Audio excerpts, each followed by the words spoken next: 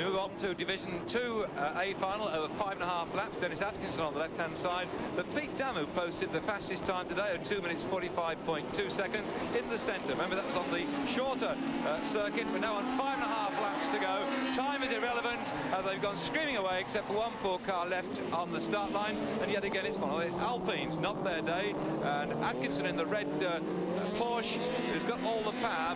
He's been known in the past to wait his time, to bide his time to come through, but he's got a lot of fast cars in there with him this occasion, and I'm not quite certain whether he can produce that power to get so far in the lead. It's a lot more closely this dice, isn't it, Bill? It is, but the problem with Piet engine is that yesterday he had a nut come loose on one of the carburetors, and the nut actually found its way into the engine. They had a good inspection inside the engine overnight, and they couldn't find the nut, so obviously it's come out again, and he's hoping, simply keeping his fingers crossed, that it's going to last. He didn't really push it that much, and I think that will give Dennis Atkinson a chance to close up.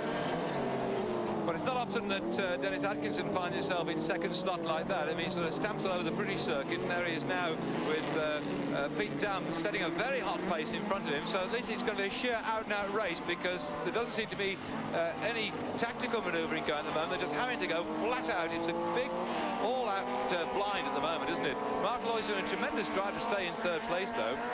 Mark is going very well indeed, but look at that. Dennis is actually closing on Piet. Now I wonder if there is anything wrong with the leader, because Dennis has definitely got a lot closer, and once Dennis can see that he's catching up, look at that. Piet throws it into the corner. Dennis leaves his braking late, makes up a lot of ground, but Piet will use the four-wheel drive traction of that BMW to pull out a little bit of a gap over Atkinson's Porsche as they go through on the loose. Yes, there he is, Dam. He's still not pulling away from Atkinson. Dennis is really managing to hold on here. And I think that now they've regained the tarmac, we'll see if that Piet really is in trouble. As Dennis Atkinson comes into Devil's Elbow, following the BMW up the hill, going up through the gears. Just saying, Bill, that third place driver, Mark Lloyd, he's not losing any ground at all, is he, at the moment? So he seems to be sort of hanging on in there. And it's the top of the hill that Atkinson manages to close the gap down. And but on the descent, away goes that four-wheel drive BMW. But he's coming up to him. This is probably the closest we've seen him get. But again, on that rough stuff, the four-wheel drive just goes away, doesn't it? Yes, I wonder actually, David, if there is something wrong with Piet steering. In the first heats, he retired when the steering itself broke, and I'm wondering whether he's having trouble getting around the tight right-handers.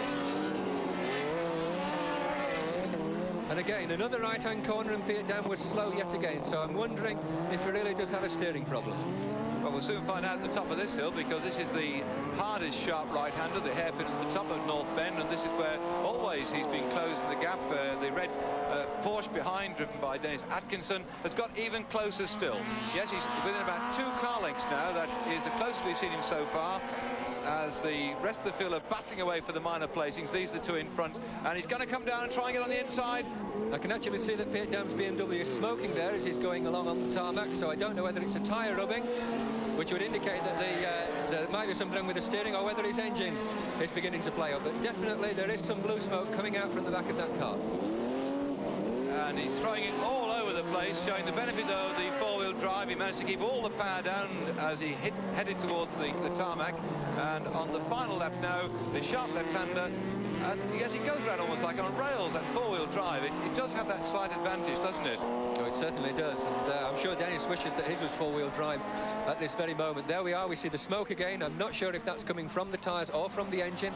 Dennis close again, but just not close enough to be able to make a challenge for the lead down the hill.